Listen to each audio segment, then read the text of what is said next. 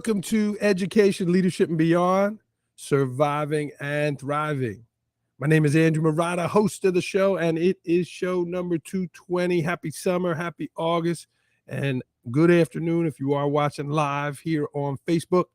We are a proud member of the Education Podcast Network, as well as Voice Ed Radio Canada, iTunes, wherever it is you are watching this podcast or listening. Thanks for tuning in. Thanks for your support. Show number 220. Happy to be rolling and really excited for today's guest. I mean, I've been doing this now 219 times, but today, man, this is a special day. We have J.D. Collins, the National Coordinator of Men's Basketball Officials with the NCAA. So we had to bring out the special logo for J.D. here on this special occasion. I do want to thank today's sponsor of the program. That is the Coaching and Leadership Journal. When I do my little virtual background, it kind of screws up the visual here. So, but the Coaching and Leadership Journal by Dan Spanauer, check it out. They have a discount code, Murata20, and that is, you can find that at the leadershippublishingteam.com. It is a nice journal. It is several pages thick, and it's kind of in tune with what's going on. This is July's edition here.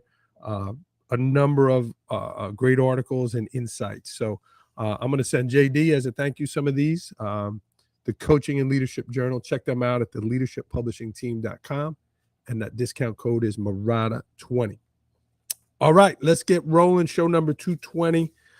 When I wrote Tales from the Hardwood last year, and again, I get a little jacked up with the images there with the virtual background, I reached out to a number of people. Would they participate? And I was able to get in touch with JD, and I got to tell you, his cooperation, his participation, his insight with this was great.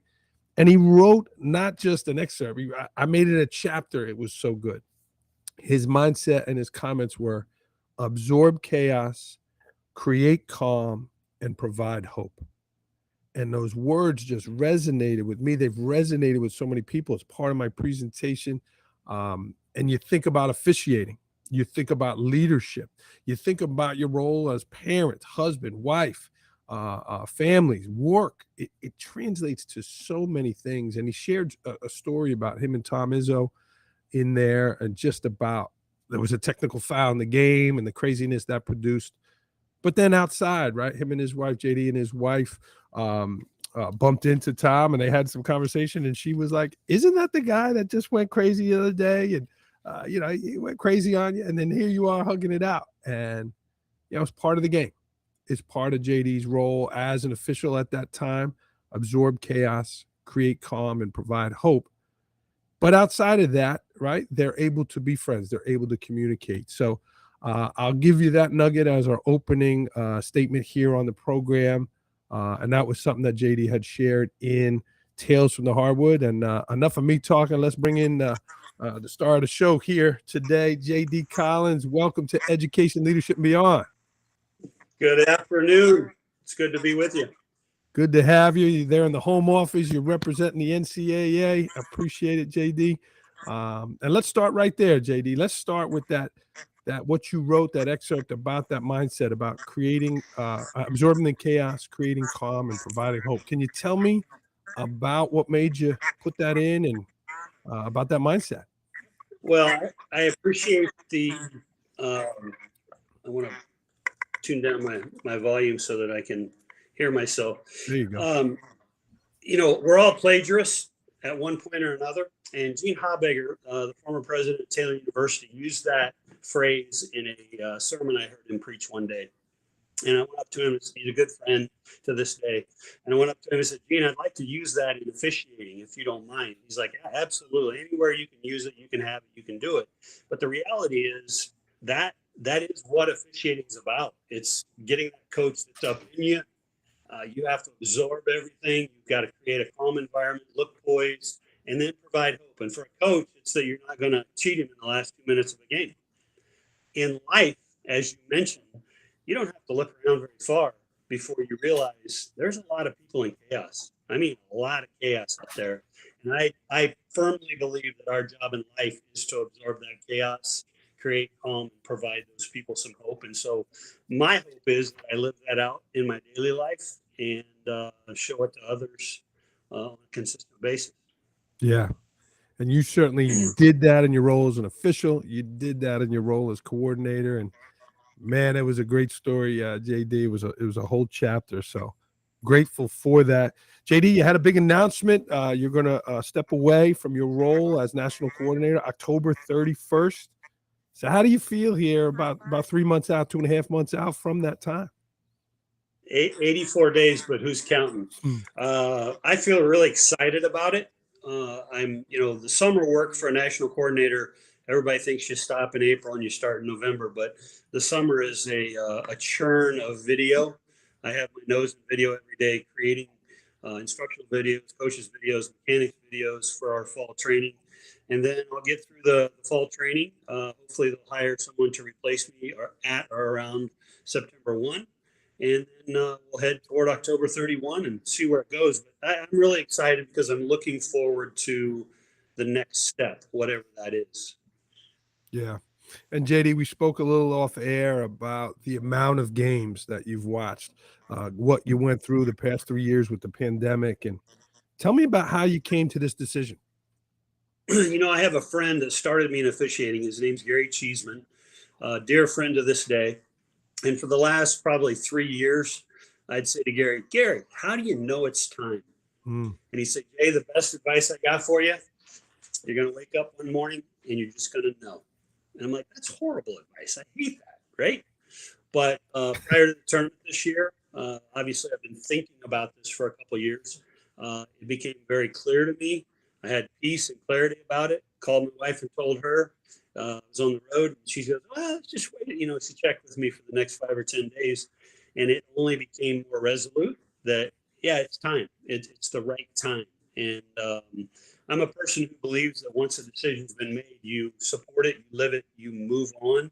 And I went through the tournament without telling anybody, of course, and then shared with my boss about April the 12th that, hey, I'm giving you 6 months to replace me.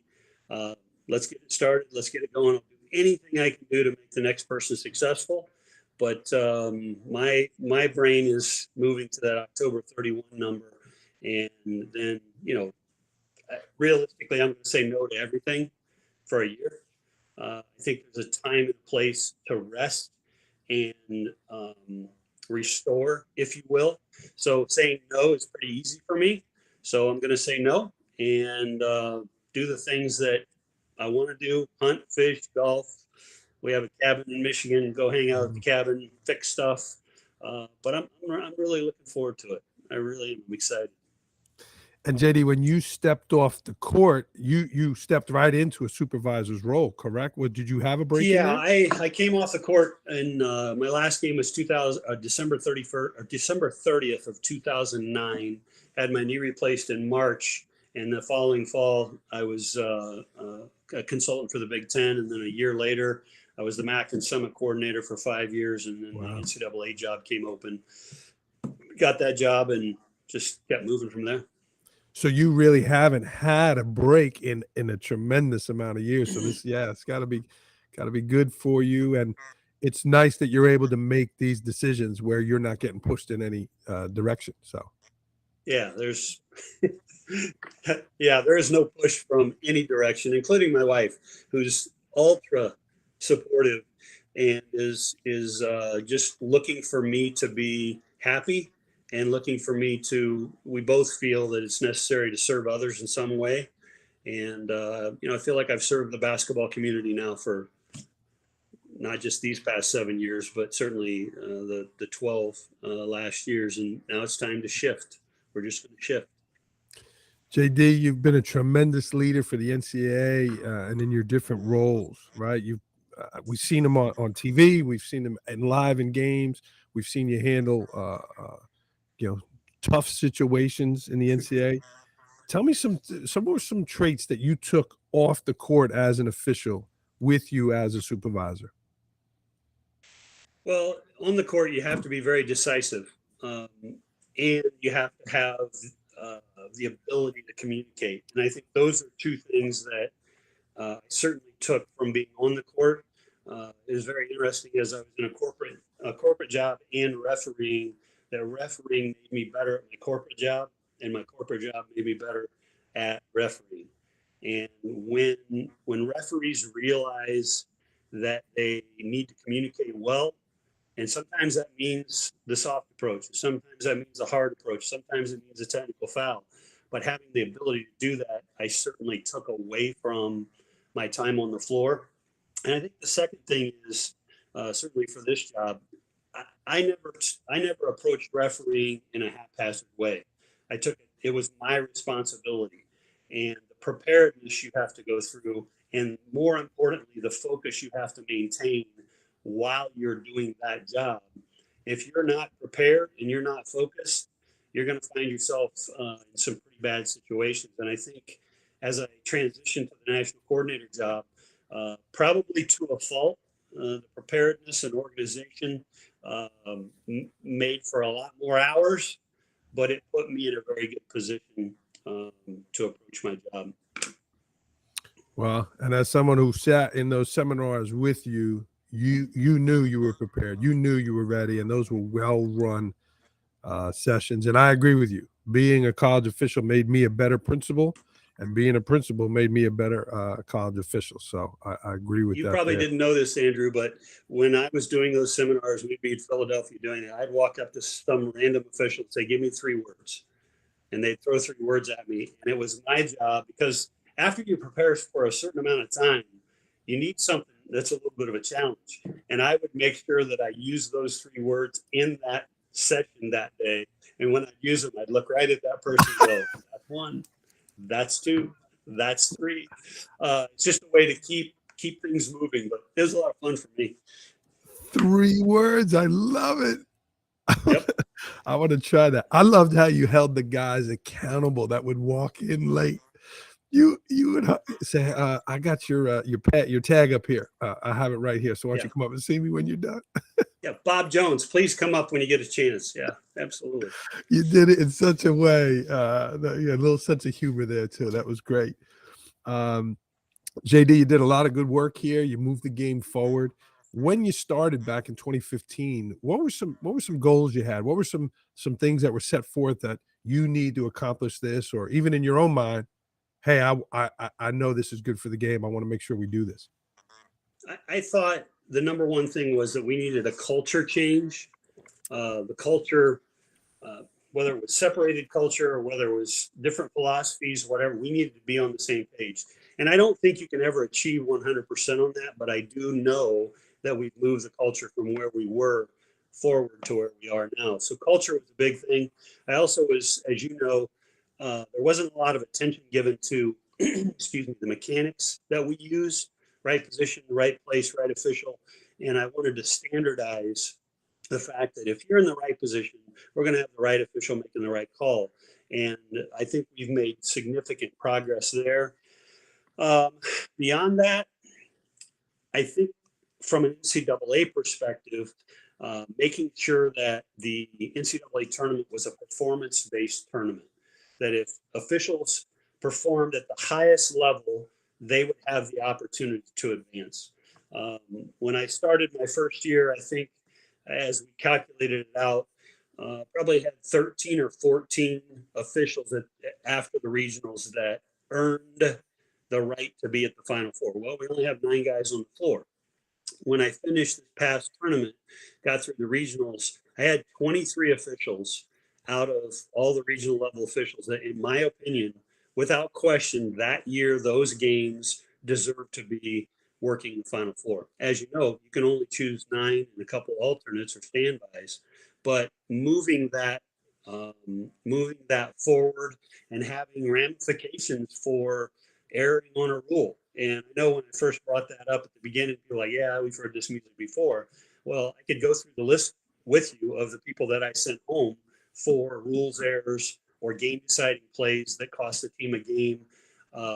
That's important to hold the core accountable and be very transparent about it. Yeah, those are still hard things because the guys were all top guys there, and I know you have relationships as well. So I'm sure those were hard decisions. Yeah, absolutely. Yeah, Always a hard decision. yeah. Always a hard decision. decisions. Speaking of that, JD, what would you say has been the most challenging part of the job, making these hard decisions? What's been most challenging? You know, it's probably self-inflicted. And my wife and I have talked about this over the last 7 years. When I started doing weekly videos for the officials and training videos, and Hmm. she would say to me, "Man, you're busting your hump really hard. Can't you do that every other week?" Because I know how much time it takes, whether I'm in this office or I'm on an airplane or I'm in a hotel room. It's got to be done. And I said to her, if you're going to change culture, the leader of that culture has to be the most consistent piece of that change. And so, no, I have to do it every week, over and over. I'm sorry, but I just have to do this. And I think that the volume is the answer to the question. The self-inflicted volume that I have pushed into this job is probably the most challenging aspect of the job, because realistically, I think my job as national coordinator has a 7 to 10 year shelf life. And maybe with me, it moved it from 10 down to 7. Maybe somebody else will move it to 8, 9, or 10, whatever. But I do believe there's a shelf life. And we as leaders self-inflict. And I think that's been the most, it's a 365-day, 24/7 job. And most people think it's 5 months out of the year. You watch a few ball games. Wow. JD, I've been doing this 219 times. I've never heard a leader talk about self-inflicted volume, right? Self-inflicted makes it sound like it was something bad. You No, were you were driving that bus. You were driving that bus of change and culture. What was that ticking for you that made you drive it forward using a term self-inflicted volume? well, I think no matter what we do, whether you're a school teacher or whether you're a nurse, you have a job to do, Yeah. and you have a decision to make as to how well you're going to do that job.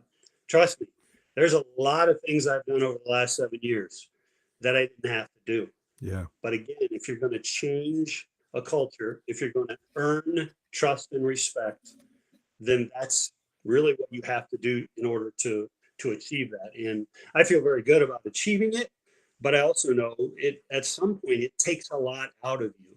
And as you alluded to, not getting a break, not getting a rest period in there.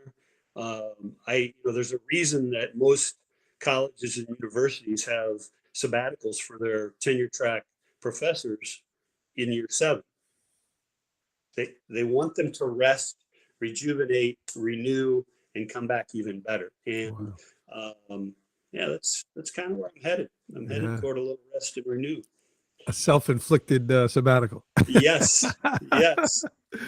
JD, in talking about this and rest and all that you were dealing with, what were some strategies or specific things that you did to help relieve the stress, right? Game after game, travel, and then stressful situations. What were some things that you did to reduce your stress? Well, that's a hard one. It's going to sound like the craziest thing in the world, but there are breathing exercises that yoga instructors tell you about. There's things you can do to control your heart rate. There's things you can do, and I use those breathing exercises when the stress went to a certain level. You can do it. I did it on the basketball floor when you get 24,000 people coming down on top of you. You can use the breathing exercises, and it reduces your heart rate. It also sends, instead of putting in adrenaline into your system, it sends a different endorphin into your system, provides a calm approach. And if your insides are calm, then more than likely you'll be able to have the outsides look calm also. Again, absorb chaos, create calm, provide hope. It's all part of that equation. That's that's the practical side of it. I think the preparedness and organization, you can only plan for so much Yeah. stress, right? I mean, we go into the bubble in 2021.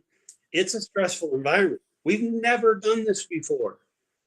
And day one, we lose 6 top officials, and I mean the stress level was rocking really, really high. And they were friends of mine, and I feel bad for them. And I've talked to every one of them, It was a hard situation, but I didn't have the luxury of going, woe is me. I had 58 guys left in the bubble that were depending on me to set a standard Yeah. for how they were going to approach the intensity that they were going to have for the next 21, 24 days, whatever it was. I happened to be in the bubble for 28 days myself, and um, I am very proud to have been a part of it, and I am glad I will never have to do it again. That's a story in itself. I've heard you speak about that and how challenging it was, and how draining that was. Oh, Maybe there's a book there for you, The Bubble.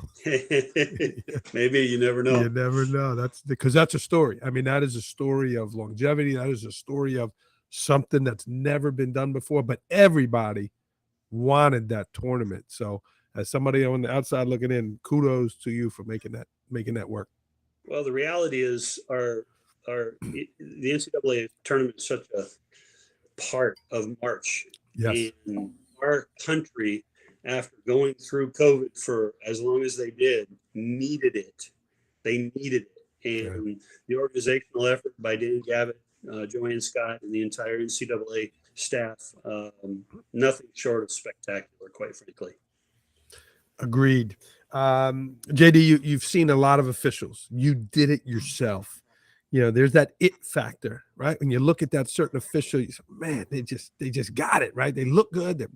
You know, tell me about that it factor versus the percentage of calls right, right? If the guy looks like $1,000,000, but he's not getting the job done, you notice that too. Where is that balance of the it factor versus this guy's getting every call right? Wow, that's a hard one because you and I both know in any sport, in refereeing, whatever you do, you look at a particular person playing soccer and you go, wow, look, they have it. Now, I can't describe it, I can't define it, but I know it when I see it. Yeah. And there are officials out there who have that. The reality, though, is for those listening to this podcast, most of the skills we use in our business, in our livelihood, in refereeing, are learned skills. And if you take the package of whether it's communication, whether it's decisiveness, whether it's movement on the floor, any of the little pieces, and you master each of those pieces, you're going to look an awful lot like that person that has it. Now you take someone who has it and they learn the skills.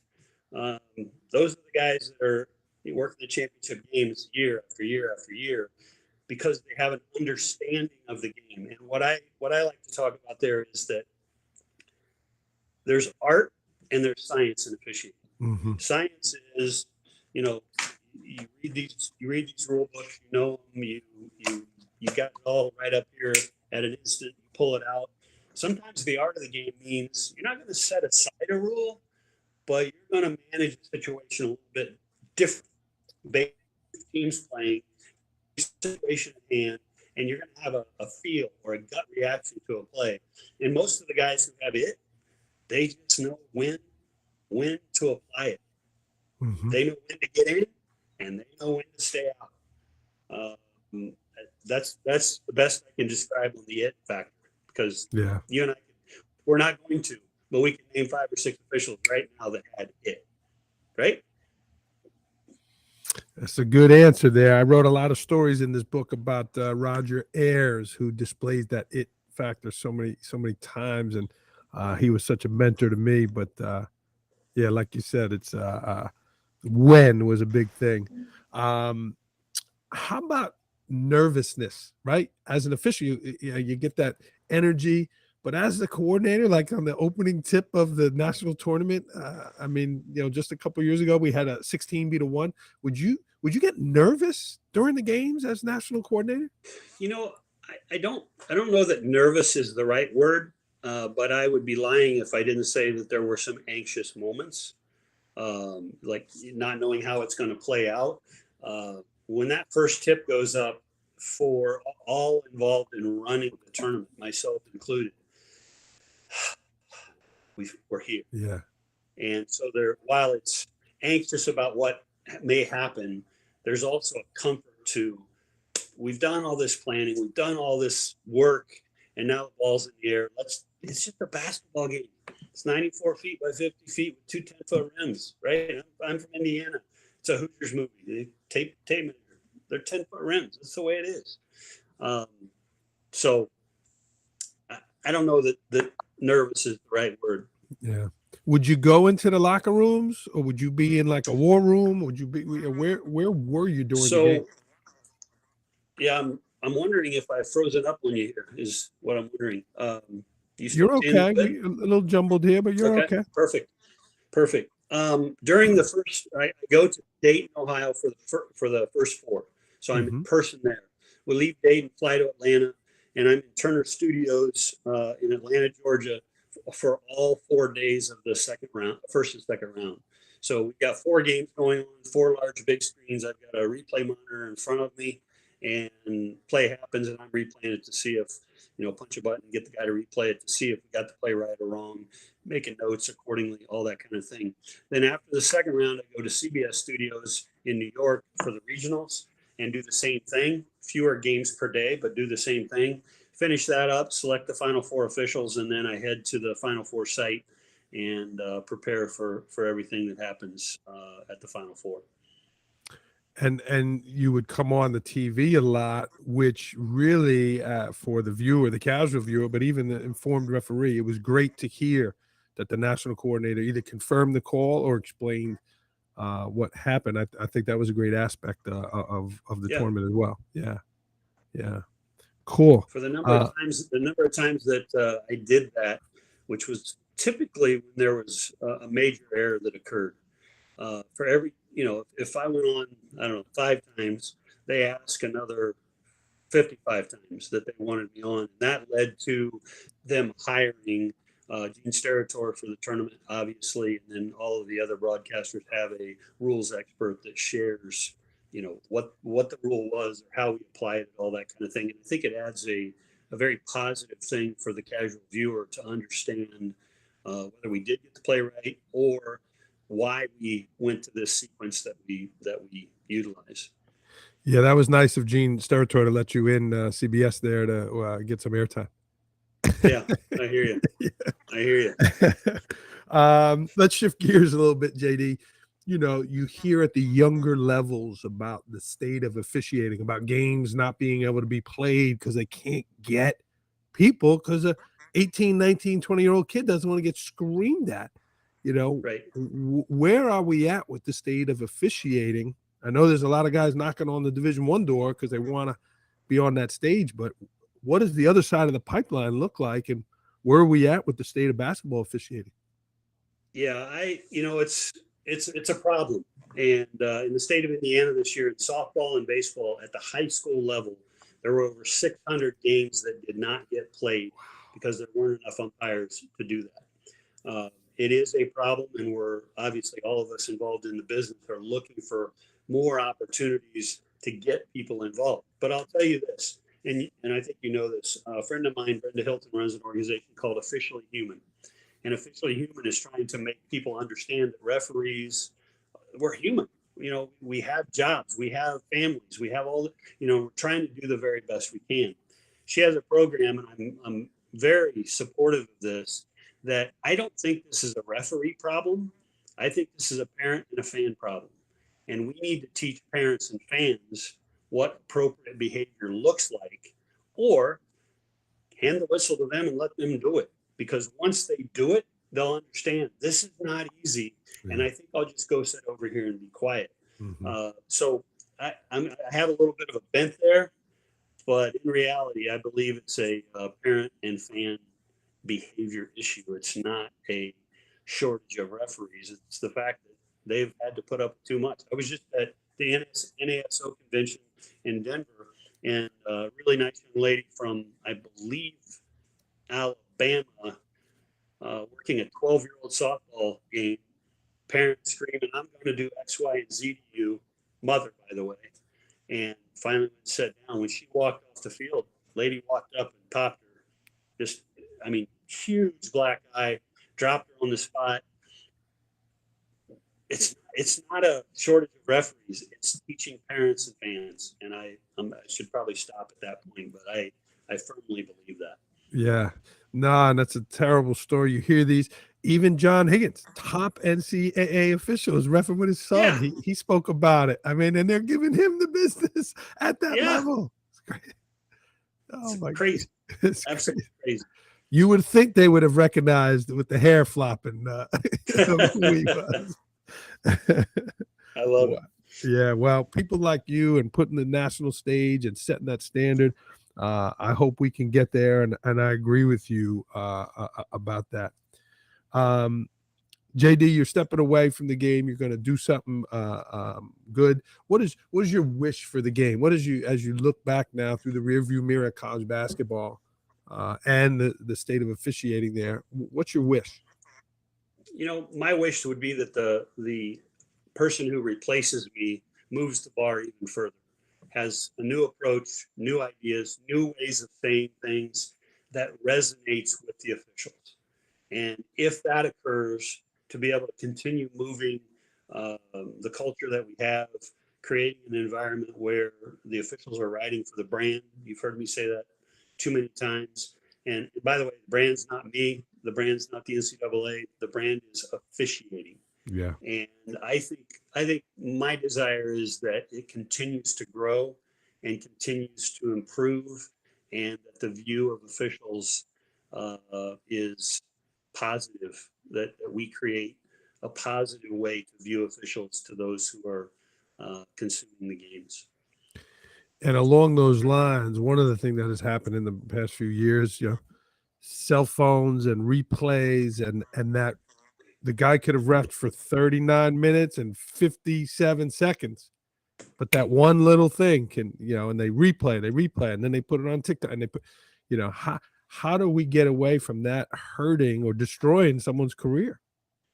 I don't know that we're ever going to get away from it. I think that comes with at the Division I level, certainly at the highest levels, the compensation for officiating is really, really good. Yeah. And I think that's part of why that is. And I like to say I'm not a hater. I hope the officials make tons of money and get all the credit they deserve. Unfortunately, part of the credit is when people attack them in certain ways. And again, John Higgins is a great example of that. But I don't know that we're going to get away from it. The standard used to be, achieve excellence in your officiating.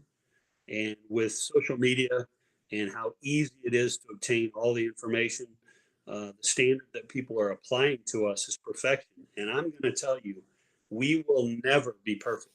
Yeah. You can't. But it's excellence we're going for. That's the goal. That's the goal. JD, you were great with these questions. What was something that you wanted to talk about that I didn't ask you about? Did you enjoy your job as the national coordinator? And I will tell you, I loved every minute of it. I actually had in my mind when I was refereeing that when I turned 60, which will be this November, by the way, I'd probably be done refereeing. And then I want to be in the national coordinator job because I want to try to influence the game. And having had that opportunity for the last 7 years has been nothing but pure joy for me. Yes, a lot of stress, and yes, a lot of hard work, but that's my DNA.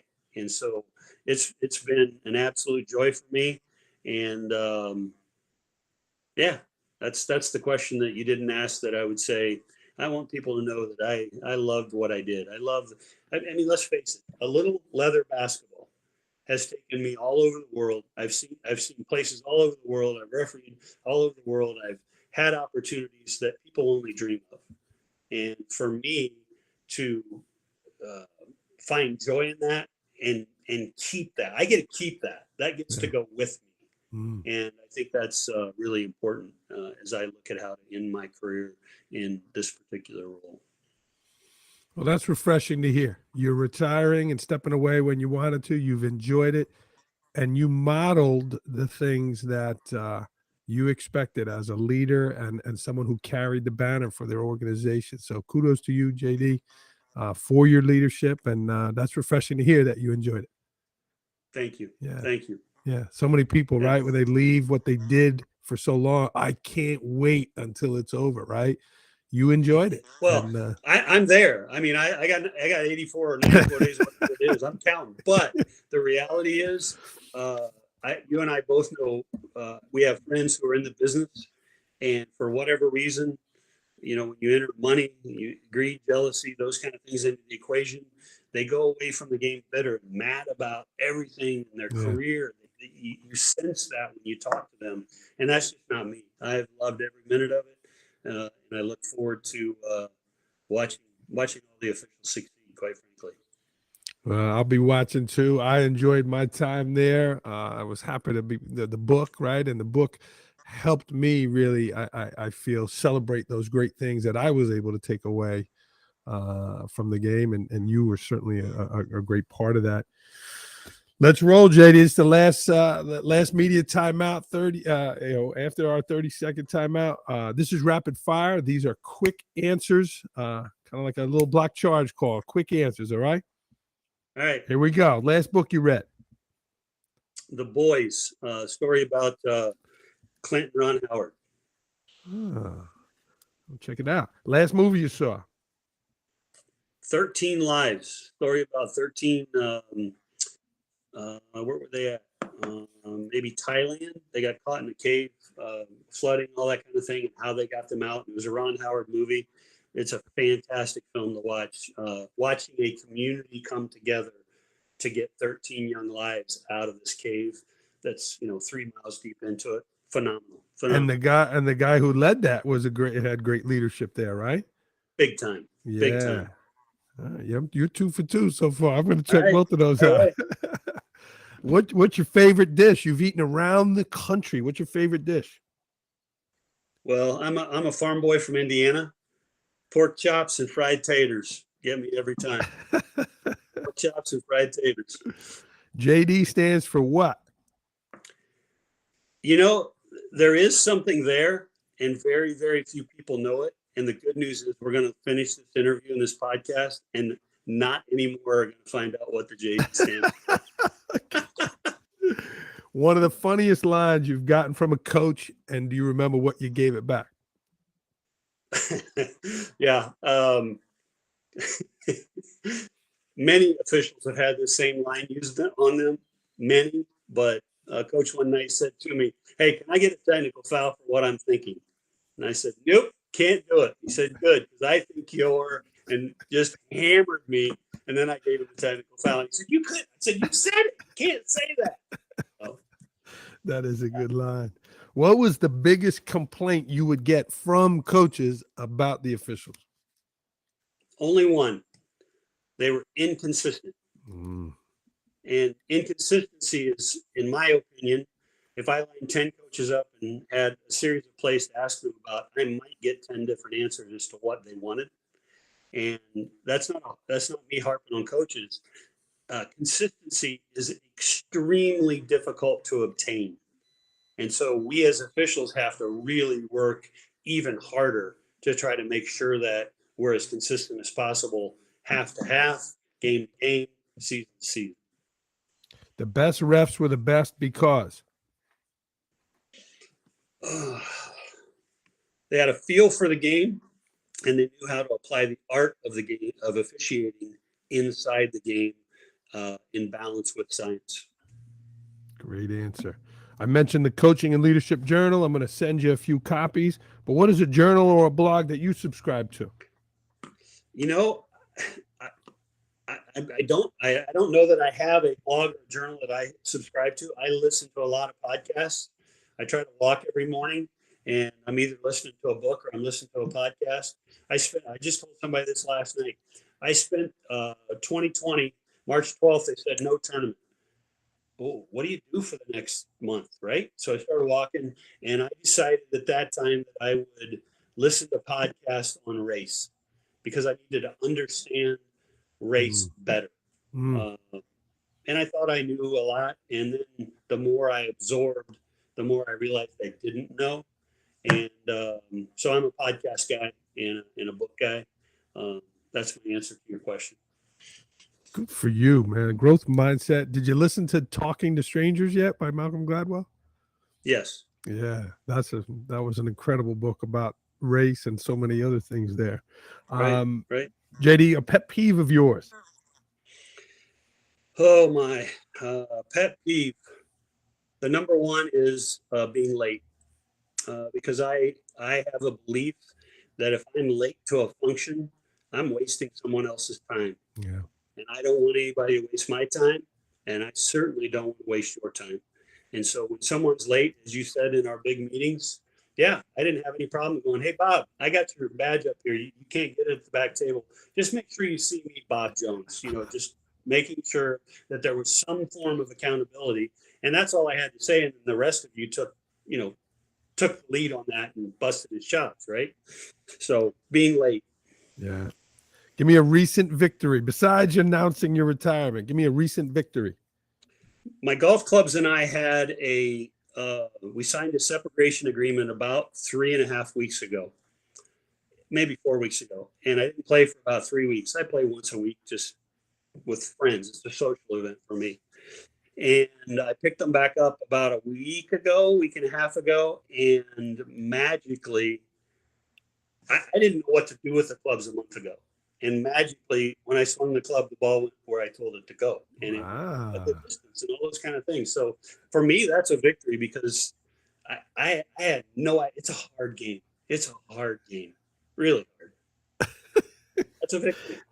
At 8 a.m. on Saturday morning, I feel fill in the blank.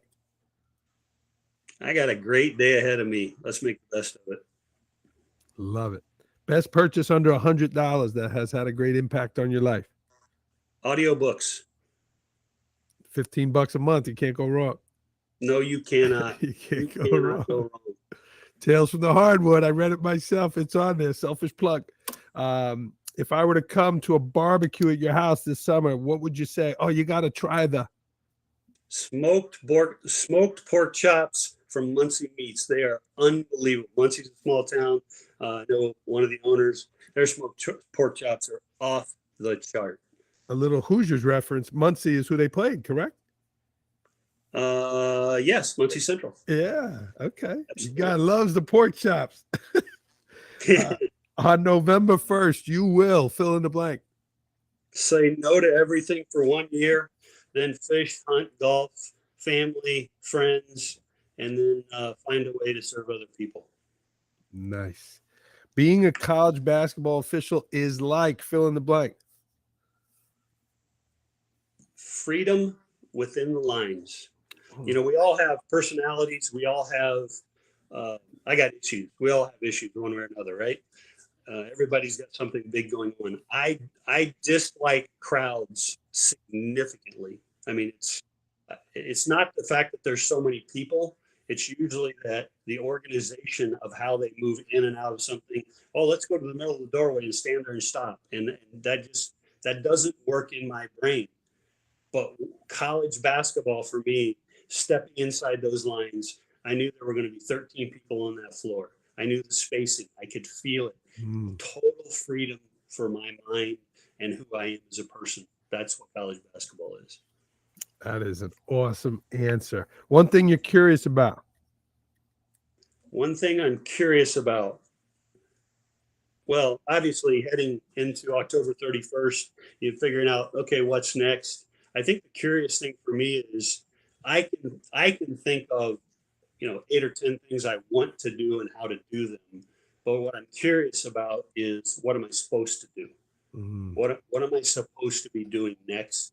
And finding that out is really going to be a journey of the next year and a half, just finding out what that is. And, just like the day I woke up and said, hey, I have peace and clarity. I know it's time for me to move out of this role. I'm going to wake up one day and go, that's what I'm supposed to be doing. And hopefully that involves helping other people in some way. Yeah. Wow. And you've been a tremendous help to me, JD. And again, it's refreshing to hear somebody at the top of their game still looking to serve others. JD, this has been great.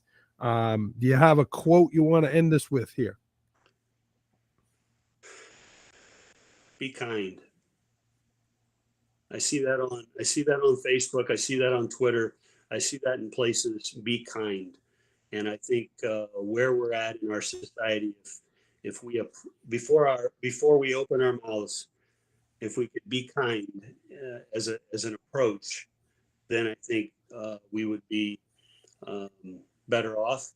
I think of some words that a speaker I heard said once. What effect will these words have? What is the intent of these words? What place do these words come from?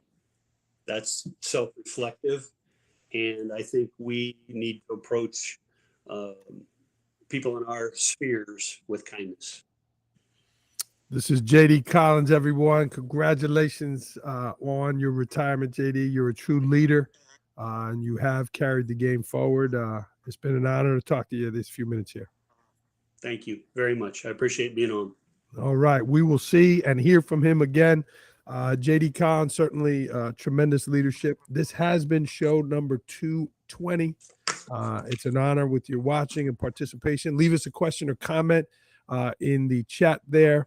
I do want to thank the Coaching and Leadership Journal again for their sponsorship. Check them out. Discount code Murata20 at leadershippublishingteam.com.